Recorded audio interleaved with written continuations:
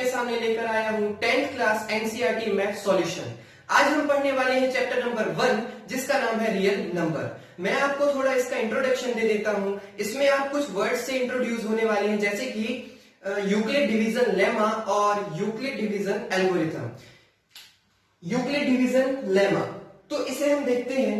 जैसे हमने बचपन से पढ़ा है कि डिवाइड इस तरह से किया जाता है, तो यहां पे जो डिजिट रखते हैं हम, मतलब जिससे हम डिवाइड करते हैं उसको कहते हैं हम डिविजर। जिसको हम डिवाइड करते हैं उसे कहते हैं हम डिविडेंड। जो हमारा आंसर आता है उसे हम कहते हैं क्विटेंट, और जो हमारा बचता है उसे हम कहते हैं रिमाइंडर।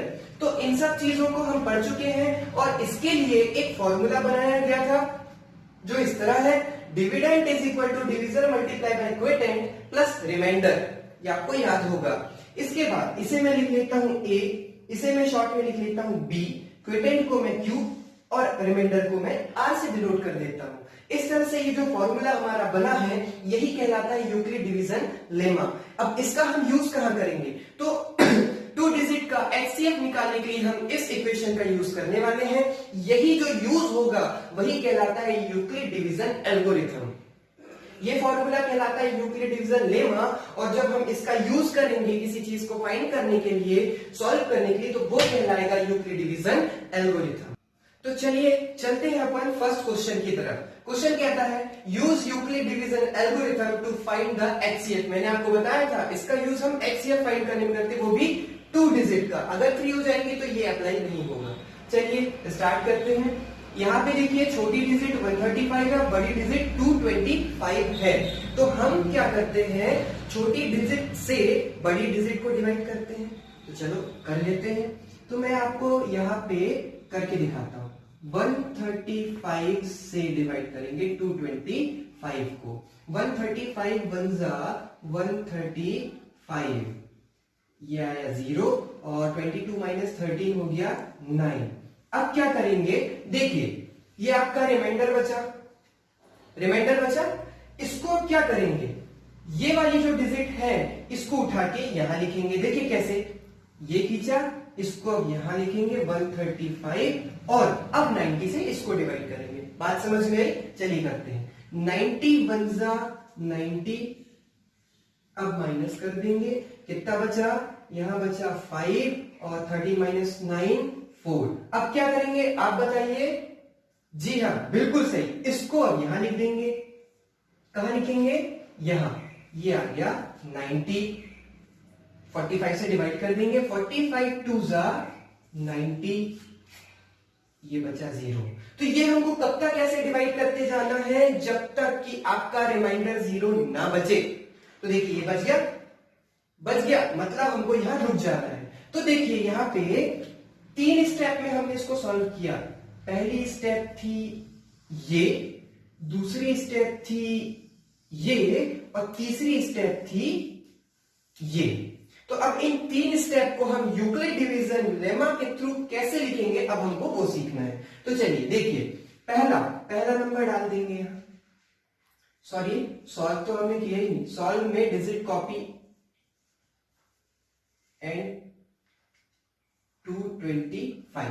तो पहला नंबर यहां लिखना पड़ेगा by Euclid division algorithm. By Euclid division algorithm first number आपका फर्स्ट स्टेप का जाएगा। तो देखिए आपने अभी इंट्रोडक्शन में फॉर्मूला पढ़ा था। फॉर्मूला क्या था? Dividend equal to divisor multiply by quotient plus remainder. पढ़ा था।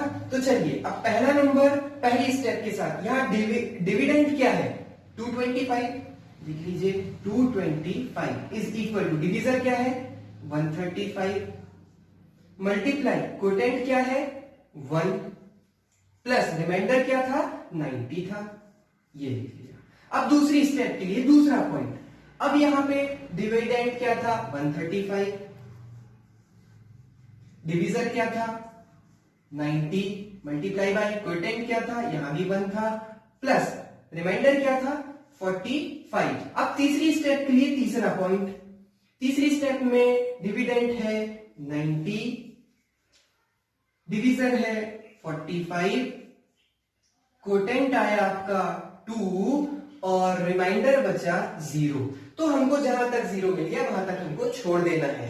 तो हमारा आंसर क्या होगा, मतलब हमारा HCF क्या होगा, HCF होगा ये जो 0 आया है आपका, ये 0 आ गया, 0 के पहले पे जो आपका डिवीजर होगा वही आपका आंसर, मतलब ये आपका आंसर हुआ। तो फाइनली आपका HCF क्या हो गया 45। This is answer. तो चलिए अब हम चलते हैं नेक्स्ट क्वेश्चन की ओर। Question number 2, show that any positive odd integer is the form of 6q + 1, 6q + 3, 6q + 5 where q is the some integer. तो देखिए यहां पे मैंने रेड से अंडरलाइन किया, पॉजिटिव और इंटीजर का मतलब क्या होता है 1, 3, 5, 7, 9, 11 इस टाइप के डिजिट जो 2 से डिवाइड नहीं होती। तो अगर मैं यहां पे लिखूं let a is any positive integer and b is equal to, देखिए यहां पे आपको कौन सी डिजिट दिख रही है 6 कॉमन दिख रही है, तो b हम मान लेते हैं 6। अब by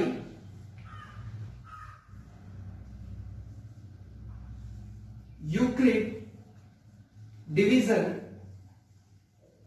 lemma, Euclid division lemma क्या कहता है a is equal to b q plus r कहता है। तो अगर मैं यहां पे r की वैल्यू 0, 1, 2, 3, 4, 5 कुछ भी मैं पुट करते जाऊं, if r is equal to 0, r is equal to 1, r is equal to 2, जगह नहीं है तो हम यहीं तक रखते हैं, ठीक है।